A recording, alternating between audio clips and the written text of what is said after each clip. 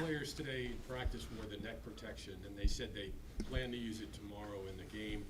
Do you fully support that decision, and what are your general thoughts on What neck protection for tomorrow's game? I didn't even notice. Yeah. No one. But what's the question? Well, they said that they're going to wear it tomorrow, which is kind of a groundbreaking decision. That they're wearing a new piece of equipment in light of what Their call. Yeah, their call. Yeah. John, Danny said, I was talking to him last week, that he thinks it's important for the team to go in, maybe particularly the young players, to go into every game knowing they can win. And the way you guys have played so far, you've been in every game against obviously some of the better teams in the league. Why is that important for some of these young guys to go in with a group knowing they're going to be competitive every night? The younger players? Yeah. I'm not sure what you're asking, Kevin. Well, the younger so not every team is a good team, obviously. Right? Yeah. So when you're a younger player on a team that can go in knowing you're going to be able to match up against a team like Vegas and compete hard. Yeah. Why is that important maybe for the younger players, both in their mindset and just as they get their feet wet in the league here? Yeah, well, that's I'll answer it this way. We have stated we're rebuilding, right? I think when you state that, people think that, all right, we're just going to pour all the young players in there. And there is, when you're dealing with young players and you're dealing in where we are in the landscape of this team, there is still a priority to teach young players how to win and what's expected to help us win. So you have developing versus winning. That's something we're going to juggle all year long. Don't think we're going to forget about winning, because that's you're not teaching your young players the right way to play if you're not trying to win. You're not teaching your young players that nothing's for free. You still have to kick in.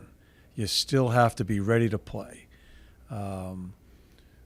Make your mistakes, as they all do, but there is still young players versus winning, older guys on the team. You're in a game. Very similar in Carolina. I said Z in Carolina because I think he made a couple of huge mistakes that could be game-changing. I got to worry about the group, too, as far as trying to win that game. I think it goes hand-in-hand in development. Trying to win goes hand-in-hand in developing players. And does that answer your question? Yeah, just, obviously I'm not going to name teams around the league, but there's obviously other teams that are not doing as well as 8-7-1 that have younger players that are not, go into a game against Vegas thinking, well, we're probably not going to win this game. Or if you have younger guys that have shown already this season, you can go up against some of these top teams, and you're part of a competitive group. Yeah, and I'm not sure what the organizational philosophy are of those teams, but I will. We go into each and every game and we talk about that we are competitive enough to win this hockey game. Sometimes it just doesn't come down to age and youth in the team. There are other ways of staying competitive, where you just break this game down simple as far as work habits. And we are. We're not losing sight of that. At least with this coaching staff, we'll never lose sight of that. We also want to win a game, and I get mail, and it's mind-boggling that. And we talked about it last year. I'll say it again. Stop sending me letters about tanking, because it's not going to happen. And and I know people want that high draft pick, and next year in the draft, and you're not winning the Stanley Cup, so just lose the games. It's not going to happen. It's so wrong, and it's the worst way you can develop your young players. So I hope that's answering your question. So do you mail through the stamps mail or emails? Oh, no, I don't get emails, but I get my mail it's the highlight of the day for me. And, I read all my mail because I am not going to miss a young kid's letter. An autograph or a letter back to him. I will not miss so I read it all. And it's astonishing, some of the thoughts I get. Is it about culture then? About building the culture? Absolutely. You go nowhere in this league until you get your. I don't use the word culture. I think it's just it's a standard. It's a standard of how you carry yourself. It's a standard how you play. It's a standard how you walk into the building on a work day. It's so important. If your players have a mindset, we're not going to win. We're rebuilding, and we'll be okay a number of years down the road, and we feel that way. We're going to get better. I don't think our reckoning's coming for a couple more years. Don't get me wrong. We still have a lot of work to do and a lot of pain to go through, but we're certainly not going to just give in and say, okay, let's get that high pick. I know the people above me, and I know my coaching staff and the players absolutely, totally disagree with that. Kind of using that as a jumping off point to talk about a specific guy. Bobby Brinks obviously Yeah. sat the last 2 games. Yeah. You had said that his play dipped a bit. Yeah. He wasn't playing terribly, just wasn't playing as well as he had played at the start of the year. Now you guys are on a run. You've won 3 straight games. Chances are there's a good chance he won't be in the lineup, at least for Saturday. How long is too long Yeah. to keep a guy like him? And it's what I'm fighting that now. And Bobby's not playing tomorrow. I'll tell you that. I'll give you that now. Don't keep asking me about lineup questions because it's a great conversation to have. I worry about that now. This will be Bobby's 3rd game that he'll sit out, and I worry about that. But I also have to juggle the mindset of a hockey club too, and grind away in Carolina. We didn't develop a lot of offense the second part of that game, but we ate shots all over the place, and the team was a team after that game. You could feel it in the room after we won that game. I got to worry about. I don't want to break that up just for the sake of, because I think I have to get Bobby in. I have to get Bobby in, but I have to find a better time than when I think about the team. So it's a really interesting dynamic, but we're trying to win. We're trying to win and also develop the young players along the way. How often is Danny maybe in your ear and saying, hey, maybe we find a spot here for a kid, or like what is that conversation like with your GM? If you remember watching Danny Briere play, he was one of the most competitive players. Well, you guys did. I mean, I had him when he was a young kid, when I was an assistant coach in Phoenix when Danny broke in. And he was a dirty, competitive player. Danny Briere is not going to mandate to me that forget about the results. Let's keep on playing him. I know it won't happen with him. And these are the conversations Dan Hilferty, Jonesy, Danny Briere, and I had as we discussed this route. And Danny and I talk every day. Talked this morning about a lot of different things. Talked about Z. Talked about Bobby Brink. Talked about young guys down in Lehigh. Do we want to take a look at them? No, it's not the right time. Those conversations happen every day. We're going to continue to go about it, and I certainly I'm open to those conversations because I think it's so important that there needs to be patience with me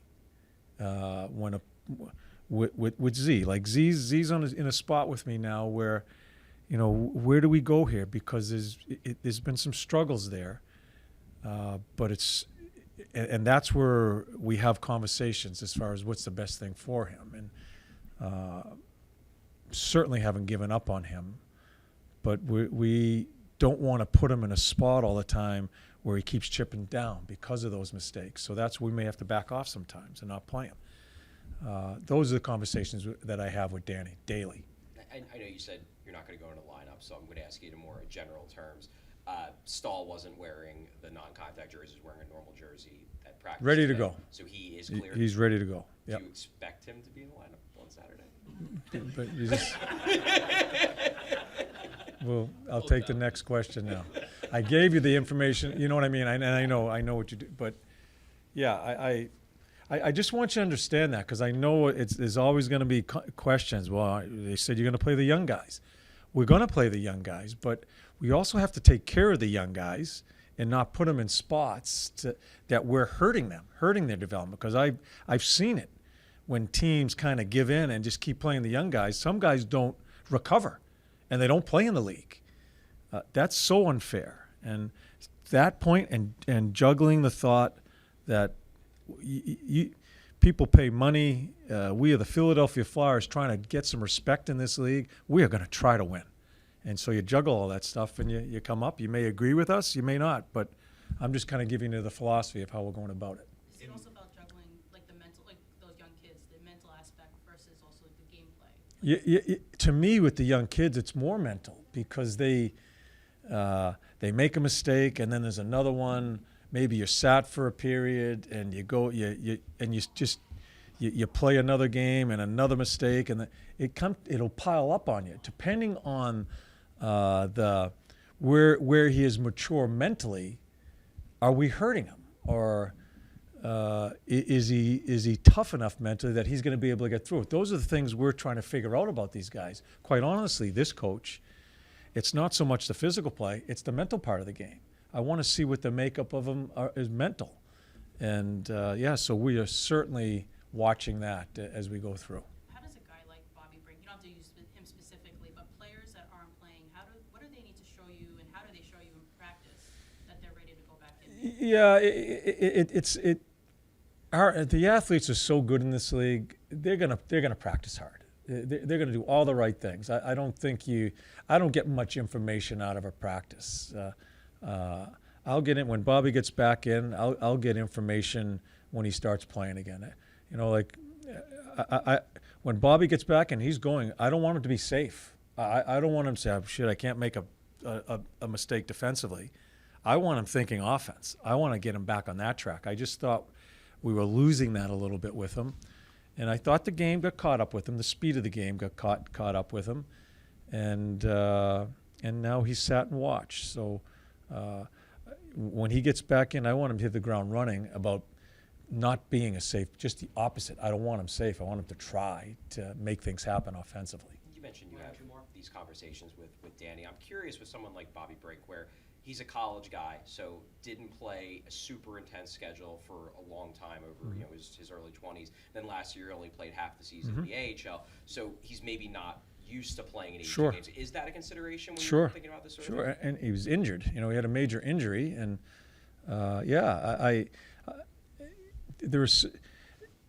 it's on my mind, but I'm just not that. I just watch the player, and I think if it's a struggle, and maybe the speed of it's caught up, especially adding those thoughts, injury, not playing much, 33 game schedule in college, whatever they play now, that all adds to it.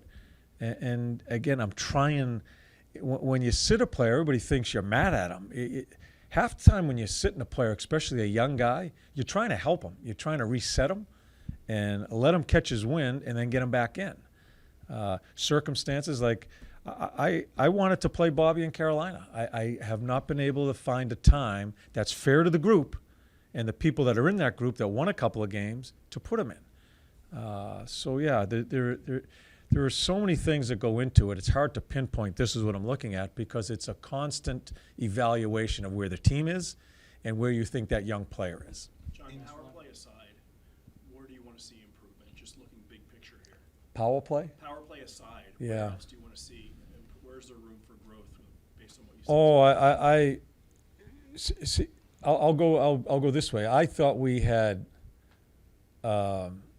a really good thing happened to us in Carolina to help us maybe remember. And I think I was speaking to you about it. The second period, when they ramped it up on us, score a goal, power play, all momentum's going their way, and we find a way to get through that second period down 3-1.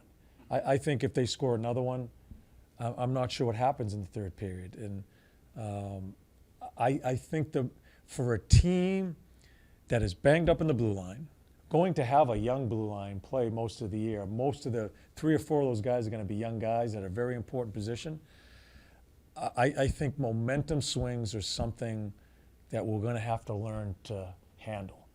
Keep the momentum on our side as best we can when it's there, and how do you stop other teams from ramping it up on you? I think that's a huge point for us this year to work at, and I think we passed the test against Carolina. Were we perfect? Absolutely not. But we ate pucks all over the place. We were in our end a lot in the third period, but we ate pucks.